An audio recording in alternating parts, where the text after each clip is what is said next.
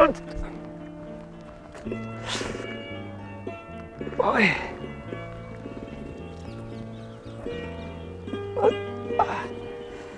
क्या हुआ मेरे भाई? लगता है मोच आ गई। मोच? लो मैं निकाल देता हूँ। छोड़ दो। बस सीधे सीधे सीधे। बस बस बस। बस बस, आराम से नीचे रखो। अब बताओ कैसी है दर्द? तुम तो इस काम में काफी सदस्य नजर आते हो। हाँ, बस खाड़े में जाता रहता हूँ। अच्छा दोस्त, ये तो बताओ तुम्हारा नाम क्या है? विजय, यहीं इसी कॉलेज में पढ़ता हूँ। अच्छा अच्छा, मुझे मंगल कहते हैं। धन्यवाद दोस्त।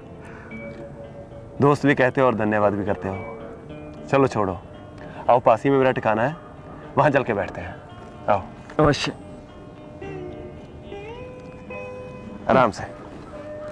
हाँ सीधे। आइए आइए, बैठिए। आराम से। अब दर्द कैसा है? पहले से काफी ठीक है। अच्छा, कहिए क्या लेंगे? कुछ नहीं धन्यवाद। तो दोस्त, तुम काशी में रहते हो? नहीं, रहने वाला तो पंजाब का हूँ। पिता अभी भी वहाँ पे व्यापार करते हैं, किंतु माँ यहीं रहती है। काशी में पुण्य लाभ के लिए साधु संतों की सेवा किया करती है। तुम यहाँ अकेले रहते हो? हाँ, मैं यहाँ अकेले ही रहता हूँ। वैसे सुबह शाम काम करने के लिए एक नौकर आता है।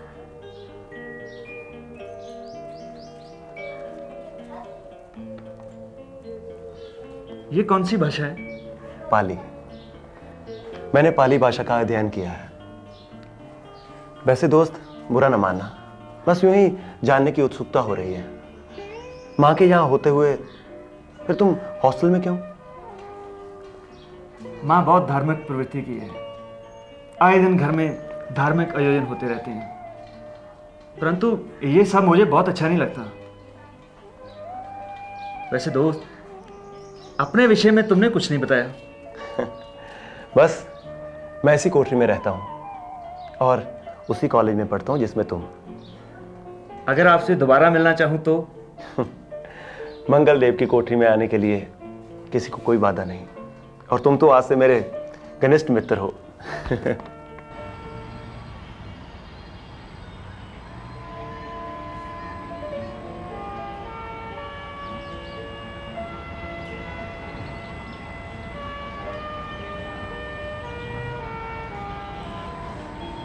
अब कैसी हो बालिके?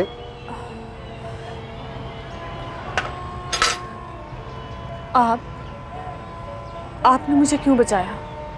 जीवन लेने और देने वाला तो वो है, तुम और हम तो निमित्त मात्र हैं। मरना क्यों चाहती हो? क्योंकि मेरे पास जीने का कोई कारण नहीं। खोजोगी तो कारण भी मिल जाएगा। आश्रम में कोई कष्ट तो नहीं है? नहीं महाराज। कोई कष्ट हो तो हमें बताना। हे प्रभु, क्या मुझे मरने का भी अधिकार नहीं? गंगा मैया, तुमने भी मुझे स्वीकार नहीं किया, लेकिन मैं भी तुम्हारा किनारा नहीं छोड़ूंगी। अब ऐसे समुद्र में जाकर डूबूंगी जहां जाकर तुम भी विलीन हो जाती हो। फिर देखती हूँ कौन बचाता है मुझे।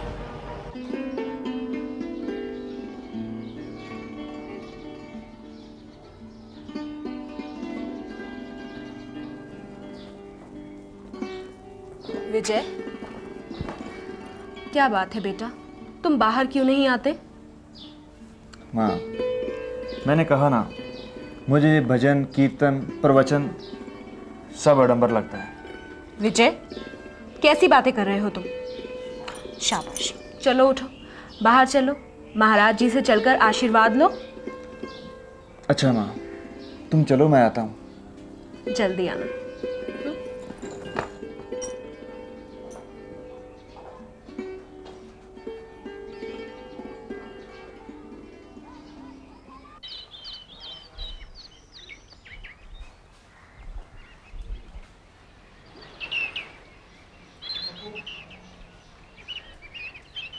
बाबूजी, बाबूजी, उठिए, सुबह हो गई। हाँ, तुम सफाई कर लो। खाना बनाओ जी। नहीं नहीं, उसकी कोई ज़रूरत नहीं है। क्यों? ज़रूरत क्यों नहीं है? बाबूजी ने 3 दिन से कुछ नहीं खाया। 3 दिन से कुछ नहीं खाया? अच्छा ठीक है, तुम जाओ।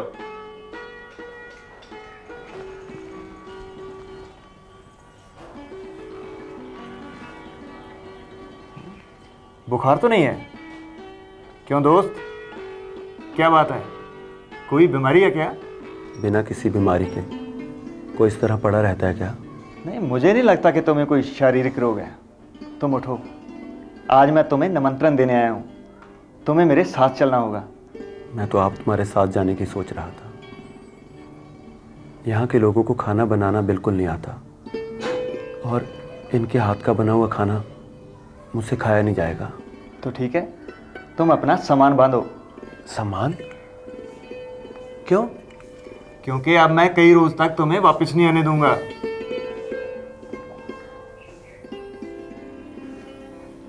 ये क्या है?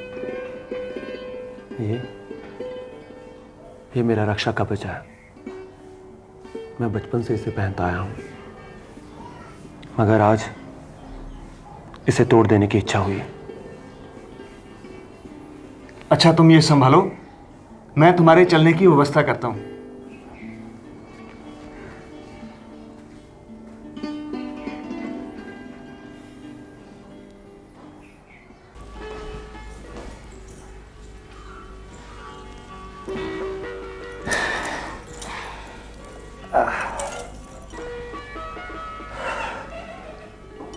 चलो, आज का भंडारा भी पूर्ण हुआ।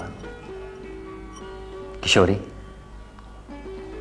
तुम पुण्य तो कमा ही रही हो, साथ साथ लोगों की श्रद्धा भी पाने लगी हो। सब आप ही की कृपा है। साधु संतों और दरिद्र नारायणों को भोजन करा के मेरे मन को बहुत शांति मिलती है।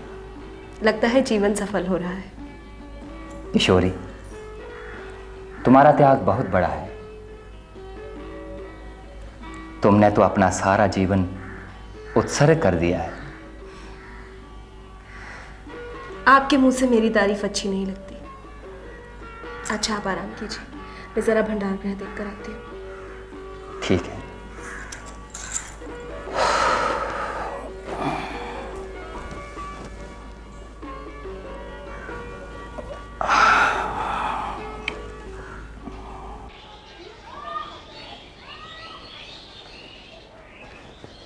मंगल, उठो। क्या है? मैं तुम्हें अपने कुछ चित्र दिखाता हूँ। नहीं नहीं, रहने दो, मुझे नींद आ रही है। कई दिनों के बाद भोजन किया है ना, इसलिए आलस चढ़ रहा है। ऐसे पड़े रहोगे तो आलस और बढ़ेगा। मुझे सोने दो, मैं कुछ घंटे सो लेना चाहता हूँ।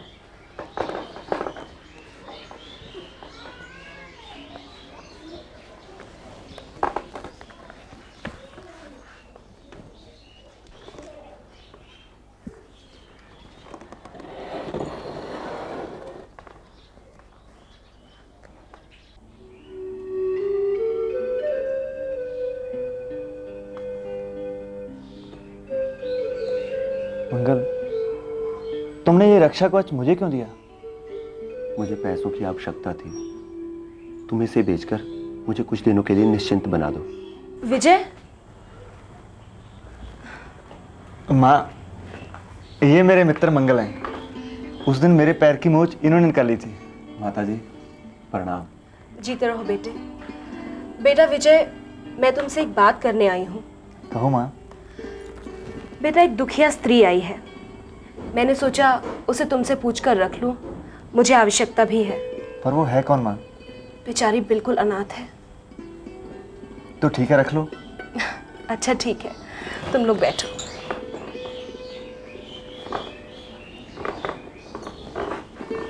हाँ मंगल, तुम अपने बारे में कुछ बता रहे थे। क्या कहूँ, मैं स्वयं एक अनाथ हूँ। अनाथालय से सहायता लेकर पढ़ता था। मुझे नहीं मालूम मेरा कोई है या नहीं। सेवा समिति के काम से जब मैं पढ़ाई छोड़कर हरिद्वार गया तो मेरी सहायता बंद हो गई, और अब तो सुनता हूं कि वो अनाथालय भी बंद हो गया। तुम मुझे कोई रहस्य की बात बताने वाले थे। रहस्य यही है दोस्त कि मैं बहुत निर्धन हूं। मैं अपनी सहायता नहीं कर सकता।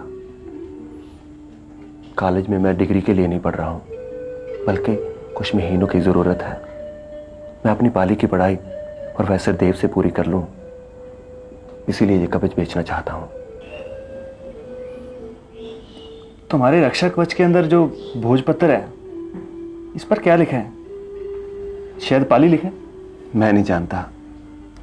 कल प्रोफेसर देव से पढ़ाऊंगा, शायद कोई शासन पत्र है। मंगल, अगर तुम मेरी एक बात मानो तो मेरी पढ़ाई सुधर सकती है। कहो क्या बात है? तुम यहीं रहो मेरे पास। माँ से पूछ लिया? वैसे तो वो इनकार करेंगी नहीं, तुम कहते तो पूछ लेता हूँ। मेरा ख्याल था वो तुम्हें यहाँ से जाने नहीं देगी।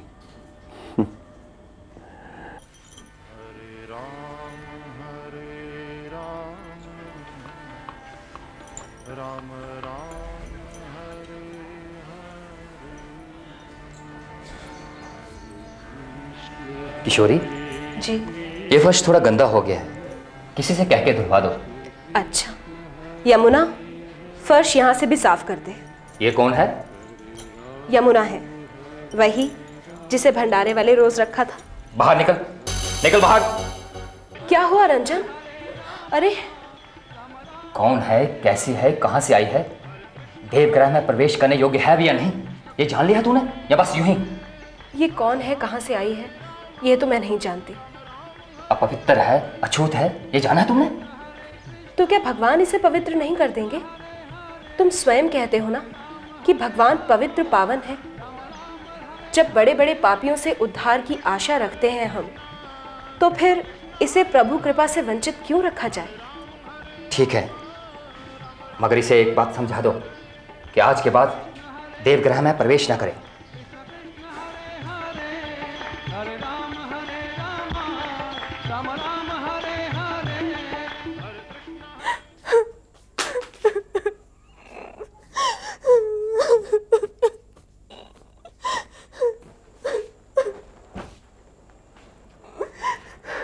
यमुना, क्या हुआ? किसी ने कुछ कहा तुम्हें? नहीं, किसी का कोई दोष नहीं। अपराध तो मेरा ही था। अपराध? कैसा अपराध? मैं देव मंदिर में चली गई थी। तो फिर क्या हुआ? बाबा जी बिगड़ गए। तू रो मत, मैं उनसे बात करूंगा।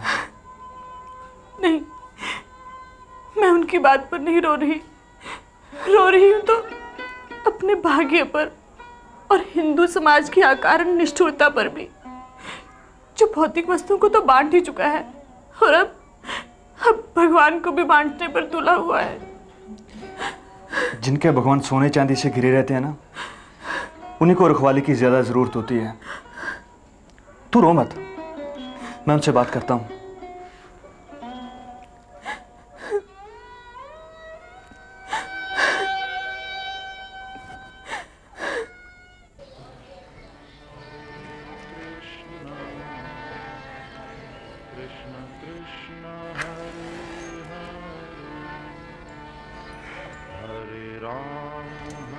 रंजन, मैंने सभी ब्राह्मणों और दरिद्र नारायणों को निमंत्रण दे दिया है। आरती के बाद भंडार गृह जाना है, वहाँ पे भोज का आयोजन है। बहुत अच्छा किया। अरे विजय, आओ बेटा। महाराज, आज क्या है? तुम हिंदू हो या कुछ और? ये भी नहीं जानते कि आज अन्नकूट है? क्यों? क्या हिंदू होना परम सौभाग्य की बात है? जबकि समाज के अधिकांश लोग दबे कुचले और अभावग्रस्त हैं, इनमें अभिमान और गौरव की कोई बात बची ना। किस गौरव की बात कर रहे हैं बाबा जी? आज जब संसार की सारी जातियां एक होने जा रही हैं, तब भी आप इन खिलौनों को कुछ अपने ही लोगों की छाया से बचा रहे हैं। क्यों? उनके छूने से ये भ्रष्ट हो जाएंगे? क्या ये इतने भी समर्थ नहीं कि खुद को बचाने की चेष्टा कर सकें? नास्तिक, हट जा मेरी नजर उसके सामने से। विजय, ये तुम क्या कर रहे हो?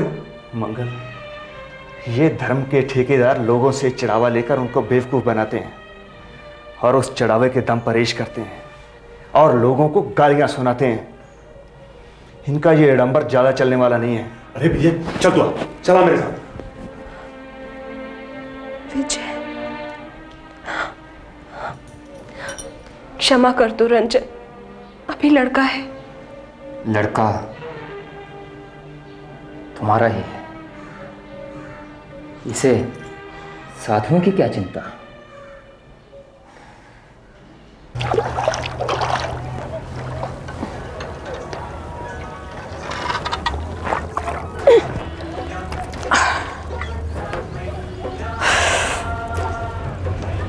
तारा, हाँ तुम ही तो हो।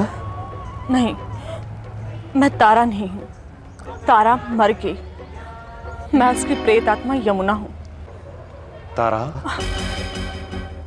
क्यों मेरे पीछे पड़े हो तुम? क्या मुझे किसी तरह मेरी मजबूरी के दिन में नहीं काटने दे सकते? मुझे क्षमा कर दो तारा। देखो मंगल, हम दोनों की भलाई इसी में है कि हम दोनों एक दूसरे की राह में ना आए। तुम विद्यालय के एक छात्र हो और मैं एक दासी यमुना। हम दोनों का आपस में कोई संबंध नहीं।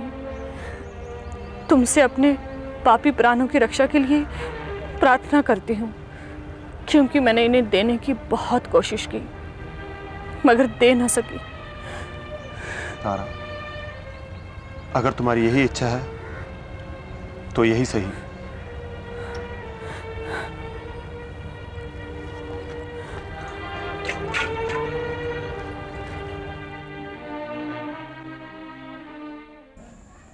रहने दो माँ। क्या रहने तू बेटा, देखना बुखार तो उतरने का नाम ही नहीं ले रहा। बहू रानी, किसी अच्छे डॉक्टर को दिखाइए। नहीं माँ, मैं ठीक हूँ। बिल्कुल ठीक नहीं है तू। यमुना, तू इसका ख्याल रख, मैं अभी आती हूँ। जी। बैठ जा।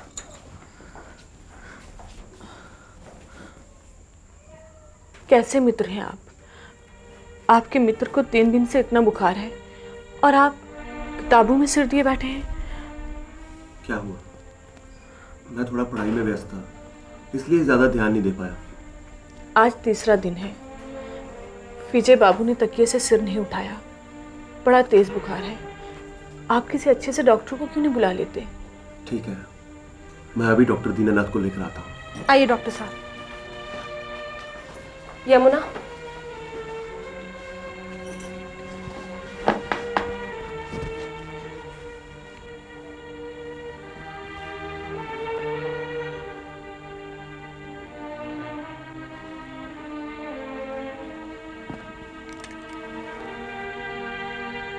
डॉक्टर साहब क्या हुआ है इसे? लगता है इसे कोई गहरा सदमा पहुंचा है। सदमा? डॉक्टर साहब, वैसे ऐसी तो कोई बात नहीं।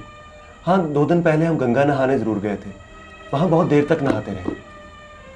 कोई बात नहीं, मैं कुछ दवाइयाँ लिख रहा हूँ, आप इन्हें ले आइएगा, आराम हो जाएगा। जी।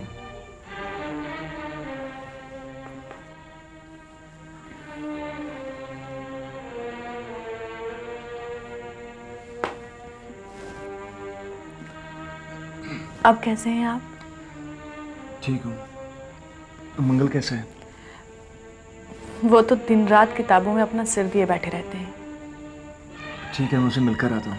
अरे नहीं, आपकी तबीयत खराब है, मैं उन्हें यहाँ बुला लेती हूँ, आप बैठे रहिए। नहीं, मैं ठीक हूँ, मैं स्वयं उसे मिलकर आता हूँ।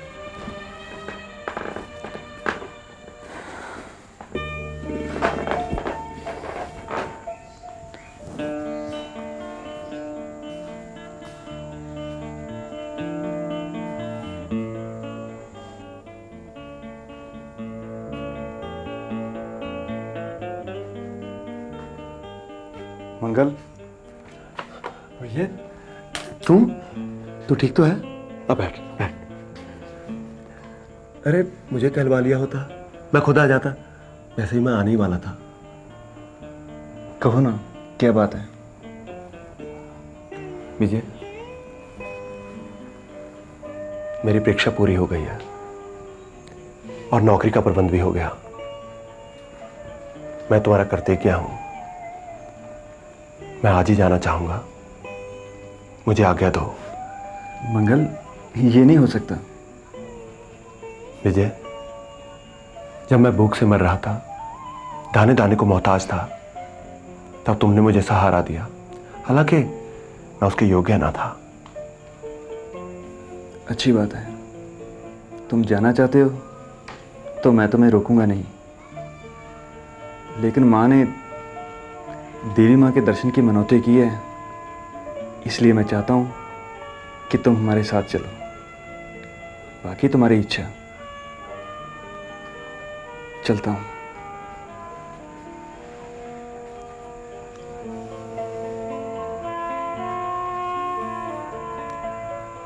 नहीं विजय, मैं तुम्हारे साथ नहीं चल सकूंगा। आज से मेरे और तुम्हारे रास्ते अलग हैं।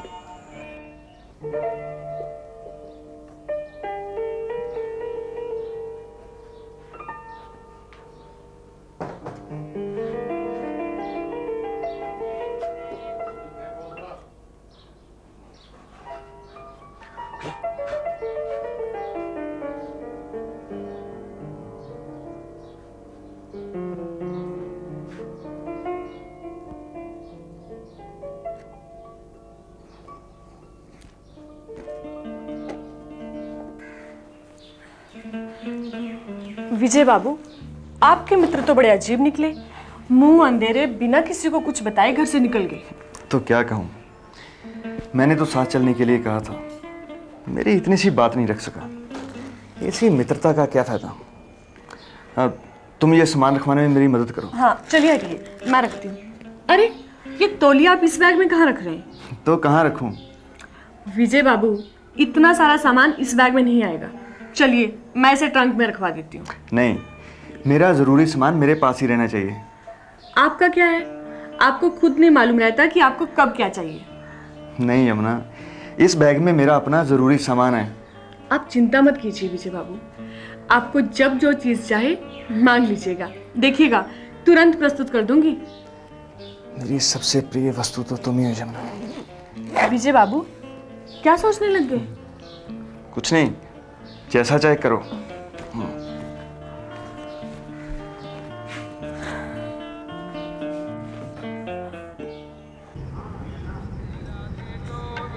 विजय बाबू, क्या सोच रहे हैं आप? कुछ नहीं यमुना।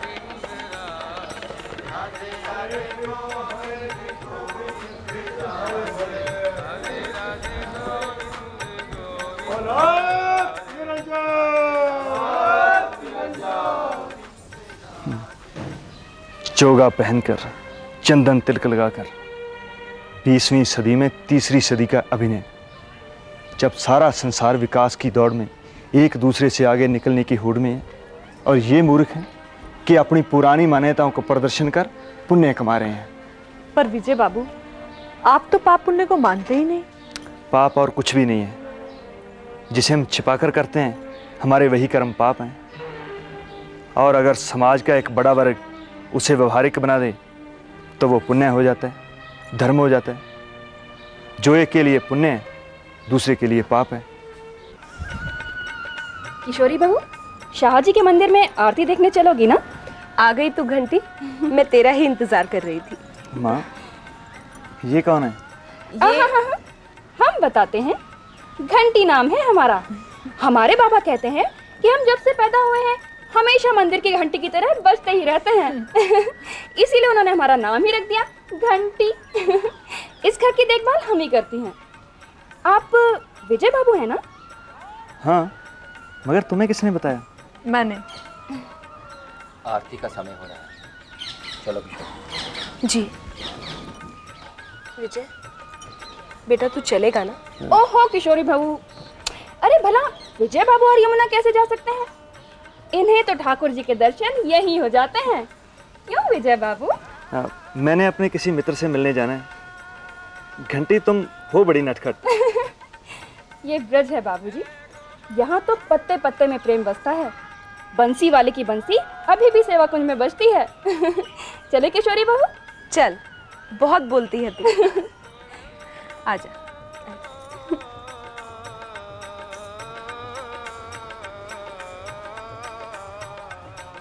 विजय बाबू, आप ऐसे चकित से उधर क्या देख रहे हैं?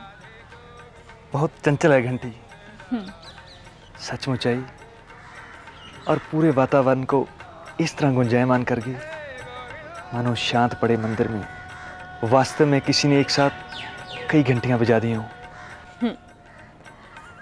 ये ऊपर से जितना हंसती है, चहकती है, अंदर से उतनी ही दुखी है। बाल विधवा है बेचारी, घर वाले विधवा आश्रम में छोड़ गए हैं इसे। बाल विधवा? अपनी मिट्टी अपने लोग। तुसी देख रहे हो रंग पंजाबी।